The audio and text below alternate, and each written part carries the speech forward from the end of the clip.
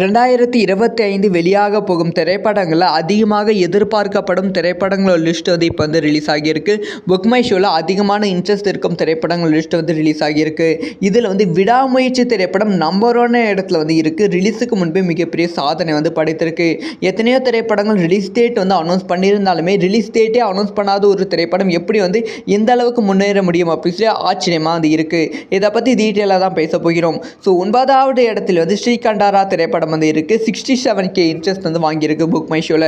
8வது இடத்தில் தளபதி 69 வந்து இருக்குது. இது வந்து 68K இன்ட்ரெஸ்ட் வந்து வாங்கியிருக்கு.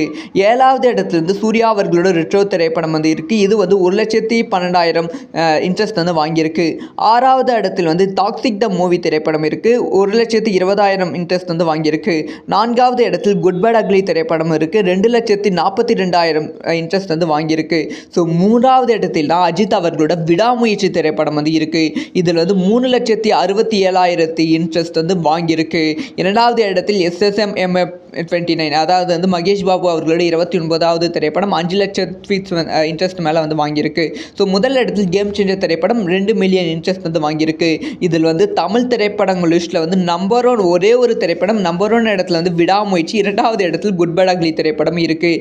இந்த 2 திரைப்படம் விடாமுயற்சி திரைப்படம் ரிலீஸ் டேட்டே இன்னும் அனௌன்ஸ் பண்ணல. அதுக்குள்ளே இவ்வளவு இன்ட்ரெஸ்ட் தான். ஒருவேளை ரிலீஸ் டேட் அனௌன்ஸ் பண்ணிட்டா புக் மை ஷோ தெரித்து விடுமே அப்படின்னு சொல்லி ரசிகர்கள் பயங்கரமாக கொண்டாடிட்டு இருக்காங்க.